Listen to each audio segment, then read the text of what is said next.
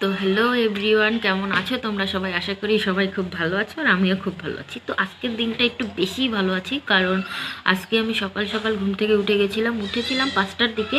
তো 5টার দিকে ঘুম থেকে উঠে কাজ বাজ করে স্নান ধিনান করে চলে গেছিলাম বনগাঁ সাত ভাই কালীতলা পুজো দিতে। তো এখন খুব শুনছি, মোবাইলেও ভিডিওতে দেখছি যে বনগাঁ সাত ভাই কালীতলাতে প্রত্যেক শনিবার মঙ্গলবার পুজো হচ্ছে পৌষ পার্বণ উপলক্ষে। এই এক মাসই হবে, মেলা হচ্ছে, খিচুড়ি বিতরণ হচ্ছে।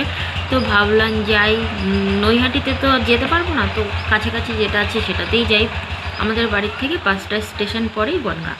তো এখানে গিয়ে পুজো টুজো দিয়েছি। আমাদের 8টা সাড়ে 8টার মধ্যে পুজো দেওয়া কমপ্লিট হয়ে গেছিলো। তারপর একটু ঘুরতে গেছিলাম। তো ওই মন্দিরটার পাশেই একটা রাস্তা আছে, ওই রাস্তা দিয়ে গেলে একটা ব্রিজ পড়ে। তো ওই ব্রিজটা পার হয়েছিলাম, সেইখানেও একই, ওইখানেও পুজো টুজো দেওয়া হচ্ছিল। তো এইখানে আর পুজো দেয়নি আমরা, এক জায়গায় তো দিয়েছি, একই তো, মা সব জায়গায় একই। তো সেইখানে আর পুজো টুজো দেয়নি, একটু ঘুরে টুরে ওইখানে ঠাকুরকে একটু দর্শন করে একটু পুরো প্রণাম টনাম করে চলে এসেছিলাম। তারপর খাওয়া দাওয়া করে আমরা ভেবেছিলাম যে একটু খিচুড়ি প্রসাদ যখন দেবে তো খিচুড়ি খেয়ে দিয়ে আসবো। তো লাইনে দাঁড়িয়েছি, সেই 10টা থেকে লাইনে দাঁড়িয়েছি, 11টা অবধি লাইন দিয়েছি। তারপরেও শুনছি যে না, 12টার পর ভোগ বিতরণ হবে। ওরে বাবারে! তো আমাদের 11টা 20-তে একটা ট্রেন ছিল, তা সেই ট্রেন ধরে আবার চলে এসেছিলাম বাড়িতে। তো সেই সাজা গোজা এখনও রয়ে গেছে, মুছিনি, ভাবলাম তোমাদের সাথে একটু শেয়ার করি, তাই করলাম। আর ওই সাত ভাই কালীতলার সম্পর্কে একটা কথা শুনেছি, সেটা সত্যি কিনা জানি না, যে ওইখানে নাকি একটা ব্রিজ বানাতে যাচ্ছিল। সেই ব্রিজ বানানোর জন্য একটা গাছ ছিল, ওই গাছটা কাটার সময় ওই গাছ থেকে নাকি রক্ত বেরোচ্ছিল।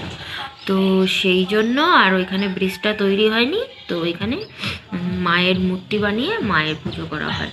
তো ওই নামেই পরিচিত সাত ভাই কালীতলা।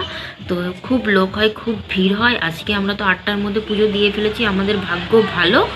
আর যারা 10টার দিকে গেছে তাদের লাইন দেখলে তুমি বলবে এত লাইন, এত লাইন, আর খিচুড়ি প্রসাদেরও এত লাইন। কিন্তু ওদের একটা জিনিস খুব ভালো দেখলাম, খিচুড়ি মানুষ বসে খাওয়ার মতন অনেক জায়গা, অনেক 2-3 জায়গায় ওরা জায়গা করে রেখেছে। আর একসাথে বসতে গেলে হয়তো ওরা 300-400 লোককে একসাথে বসাতে পারবে, এত জায়গা করেছে বসার, চেয়ার টেবিল দিয়ে। এটাই ভালো লেগেছে। কিন্তু আমরা প্রসাদ গ্রহণ করতে পারিনি, কারণ আমাদের আসার একটু তাড়া ছিল।